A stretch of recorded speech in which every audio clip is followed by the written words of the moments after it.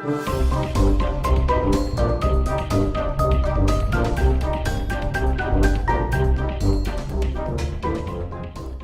everyone, and welcome to episode 4 of Escreal Let's Play Minecraft. In today's video, we'll continue the build that we began in our previous episode where we started to construct our new towny base. Alright, so this is what we have now. So the idea that we go up 3 blocks, so the first level went up 5 blocks worth of half slabs. So I was thinking trying to do some variation on that. And then if we keep with the sort of collapsing every odd number, so 5 layers to 3 layers to maybe 1 layer at the top, this might not be a pattern that sustains itself well, but that's kind of what we are looking at right now. I will fill in these corners, because I don't, at least as of right now for this build, kind of want to have this totally modern architecture thing going. But yeah, and that will kind of create a shape, and it will be interesting at least. I can live with that. Alright, so I'm going to continue doing this. Some of the chat messages are intriguing in this server. I'm going to continue with this pattern. I think I kind of like it. But one thing I want to do, though, is that, now that I'm working at this higher level, even though kind of holding down the sort of slow walk, the crawl, helps me to ensure that I don't fall off the ledge, because if you're holding it, you won't fall off the ledge. However, I have fallen way too many times because my fingers have slipped or what have you. And at that height, I'm not sure if it will kill me, but it's definitely close enough that I'm concerned. And since I have 34 levels right now that would just go to waste if I died, what I'm going to do is I'm going to pause my construction and start doing some enchantments and see if we can get some, at least, pickaxes that are awesome, and then we'll go back to doing this build. In preparation for enchanting, I gathered up all of the sugarcane that I displaced during the build, as well as any I was able to harvest, and I came down and added a bunch more bookshelves to make our enchanting that much more powerful. We're starting to get our own nice little library here. I'm going to create a whole series of pickaxes and see what we can get out of them. I have high hope that we'll get something absolutely amazing. Let's find out. So first, I'm going to start off by making some pickaxes. I am not going to use all of the diamonds that I have, but I'll make 4. I think that's a potentially above and beyond reasonable. Alright, first one. We can get efficiency 4. That's pretty excellent. Efficiency 2. Yep, efficiency 4. Absolutely. Let's see what else we got with it. Just efficiency 4. Alright, it's a start. Next up, we have Silk Touch. That's excellent. That's absolutely needed. Alright, so we are definitely going to get the Silk Touch. Also, only Silk Touch. It's kind of unfortunate. Alright, let's see if we can get anything else out of it. Efficiency 3. I'll take efficiency 3. It is certainly better than efficiency 1, 2, or none, and it is something I could always combine with something else, like maybe my Silk Touch pickaxe at some point to make it slightly better. And who knows, maybe I'll get something else with it. Let's see. Man, we were robbed. Alright, so we have a couple of efficiency improvements. We have a Silk Touch, which will let us do some really excellent things that I wanted to be able to do. Things like being able to get compressed ice, which is pretty freaking clutch. So we'll hold on to our Silk Touch. We will carry with us our efficiency 4. I'll store my other ones temporarily until I need them. We don't have a ton of experience left, but let's see one more. Efficiency 3. So the thing about this efficiency 3 is that if I got it, I could combine it with this one, have another efficiency 4, combine it with this one, and have an efficiency 5 in among the least efficient ways of getting there. So I may just do that. Well, I'm not close enough to easily get to that point. So we will just put these guys away in storage until we need them, but not a bad start, and it will definitely help us get to our goals of being able to get to the Nether this episode, which is definitely one of the things I want to do. All right, so looking at it from the hill, this is kind of what's the shape it has taken, at least for now, from a distance. If we kind of go up closer, and obviously it's still missing some of its lines being fully completed, like in that second level's corner, but that's kind of what I'm thinking.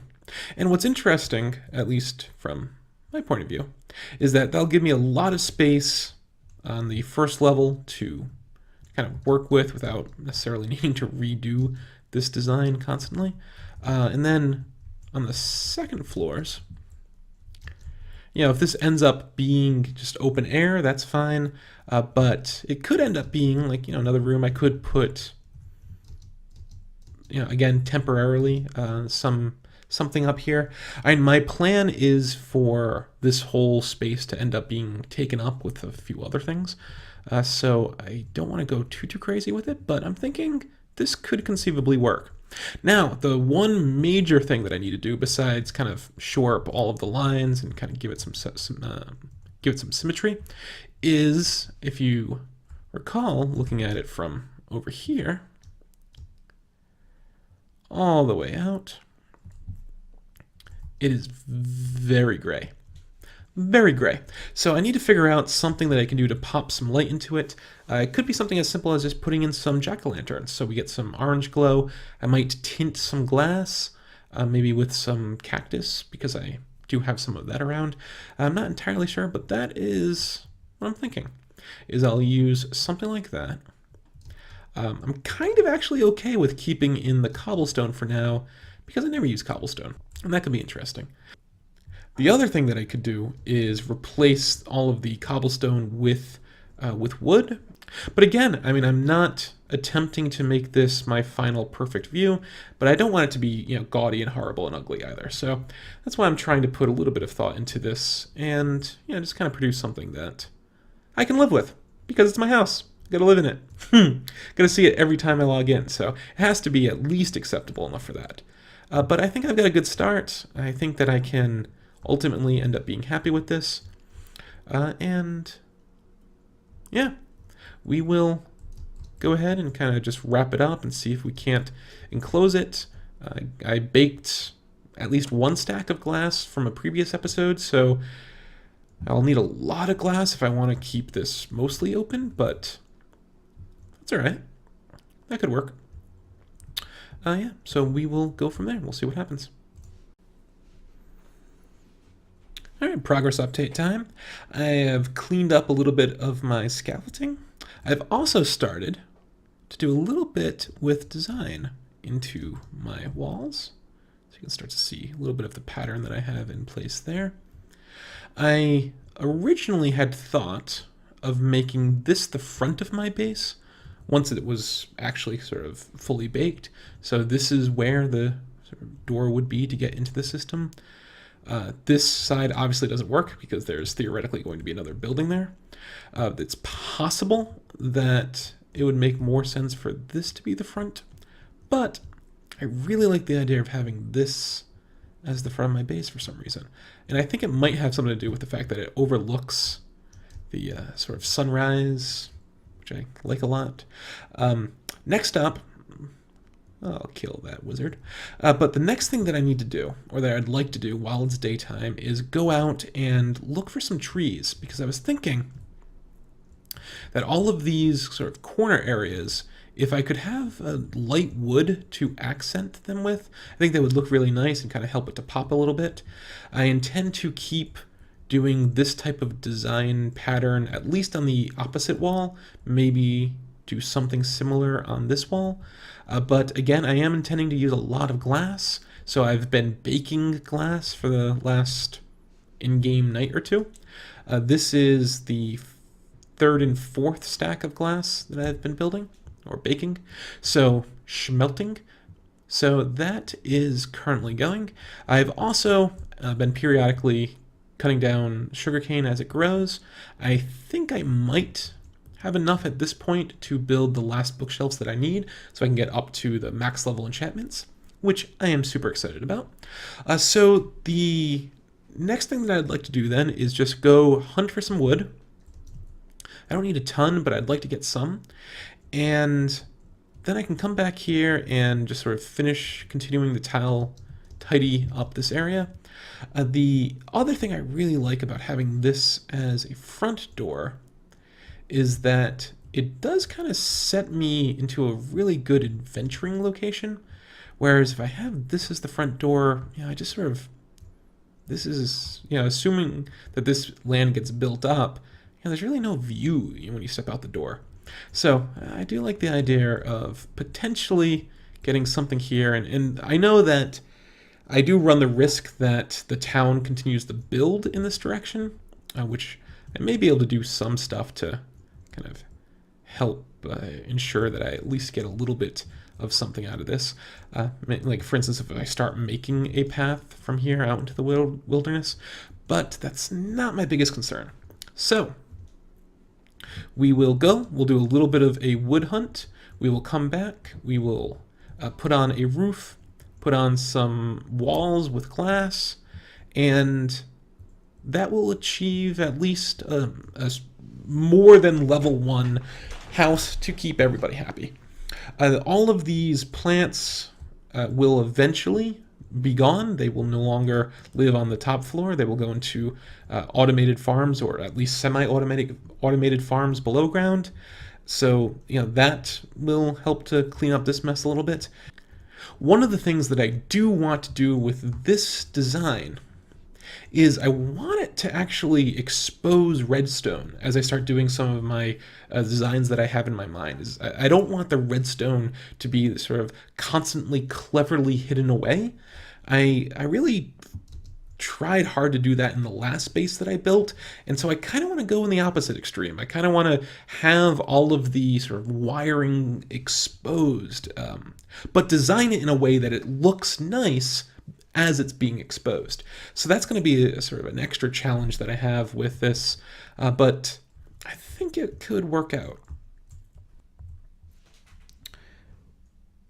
All right, so it's nighttime and it's raining and it's a little bit difficult to see, but I added some acacia planks in the corners here and here, and tried it out just as as a pop of color into the design, and I like it. I initially tried birch, which I didn't get nearly as much of the birch as I did acacia, so I was concerned anyway with just the quantity that I had, but it just really, it looked washed out. It didn't pop. It didn't give me what I wanted.